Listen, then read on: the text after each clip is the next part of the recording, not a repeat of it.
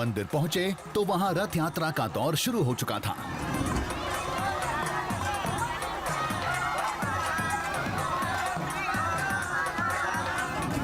रोज शाम इस यात्रा को अंजाम दिया जाता है। रथ पर भगवान कृष्ण की एक प्रतिमा को मंदिर परिसर के चारों तरफ घुमाया जाता है।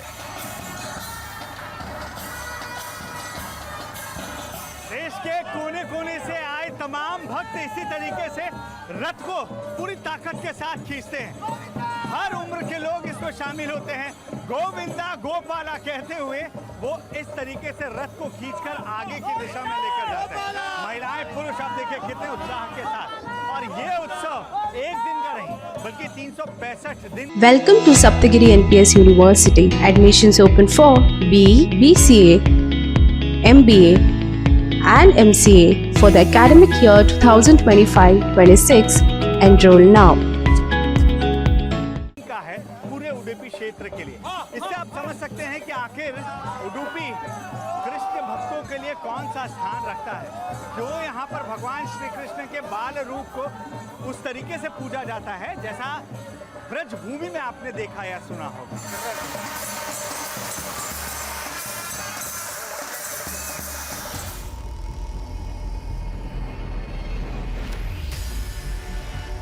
हमें कुछ ऐसे लोगों की तलाश थी जो हमारे सवालों का जवाब दे सकें। इस भूमि से भगवान कृष्ण का असल नाता क्या था? क्या कहानी केवल मठ, मूर्ति और टापू तक सीमित थी या मामला इससे भी बड़ा था?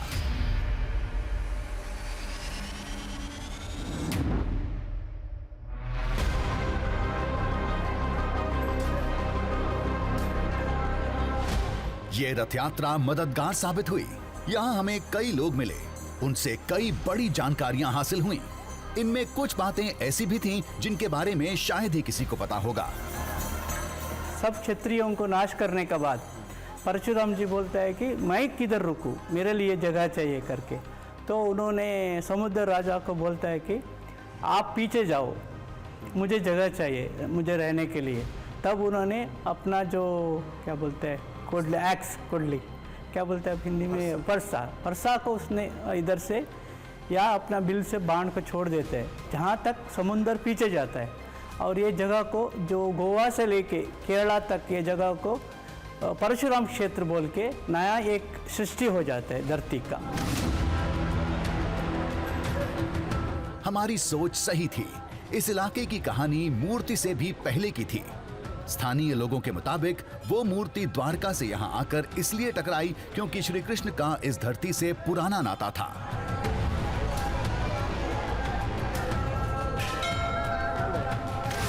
महर्षि परशुराम और भगवान कृष्ण की यहीं पहली मुलाकात हुई थी। ये उस समय की बात है जब कंस का बदला लेने के लिए जरासंध लगातार मथुरा पर हमला कर रहा था।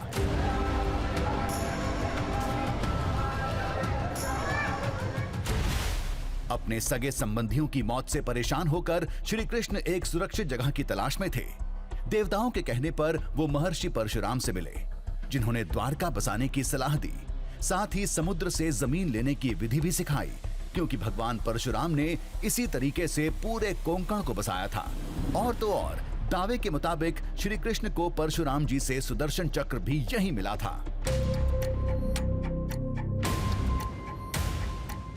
ऐसा भी कहानी सुनाने को आता है यहाँ पे कि परशुराम जी ने श्री कृष्ण जी को, उनका पहली मुलाकात यहाँ पे हो जाता है। उनका बाद उन्होंने कृष्ण जी को पश्चिम दिशा में जाके वहाँ पे द्वारका नगर जो बसा है वो बसाने के लिए वो निर्देशन देता है करके ऐसा कहानी यहाँ पे है। श्रीमद् भागवत महापुराण से लेकर हर ग्रंथ में लिखा है भगवान कृष्ण को सुदर्शन चक्र परशुराम जी ने दिया था। उसी समय चक्र चलाने की शिक्षा भी दी थी। फिर प्रयोग के तौर पर श्री कृष्ण ने सुदर्शन चक्र का पहला इस्तेमाल किया था। चक्र ने पूरे एक पहाड़ को बीच से काट दिया था।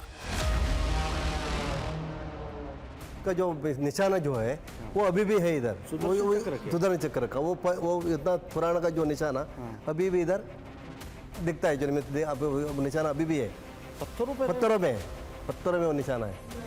तो ये तो आप द्वापर युग का बात करें, द्वापर युग तो कितना हजारों सालों का चले पहले का है द्वापर युग का। अभी तो अभी भी दिख रहा है वो। आपने भी देखा? हाँ, हमने देखा है। कहते हैं वो पहाड़ पास में ही है जहां पत्थरों के तेज धार से काटे जाने के निशान आज भी साफ दिखते हैं।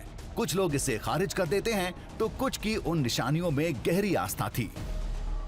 एक्चुअली साइंस वाला मानता नहीं, मगर रास्ता वाला जो हमारा जैसा श्रद्धा वाला आदमी लोग है उसको पूरा मानते हैं, ये भगवान है और भगवान का ये निशाना है। साइंस का क्या बोलता है? देखिए, आप जो कह रहे हैं ना, यकीन करना मुश्किल होता है कि कृष्ण और परशुराम जी की मुलाकात यहाँ पर इधर ही हुआ है। उन्होंने उनको सुदर्शन चक्र दिया किसने? परशुराम। परशुराम। और उसको चलाया श्री कृष्ण ने। श्री कृष्ण ने चलाया। फिर निशान उसके? निशाना उसका इधर ही है अभी भी। अच्छा। हाँ।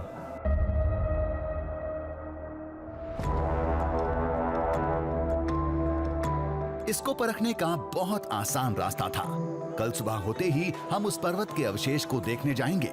दावे के मुताबिक जिसे कृष्ण भगवान ने सुदर्शन चक्र से काटा था।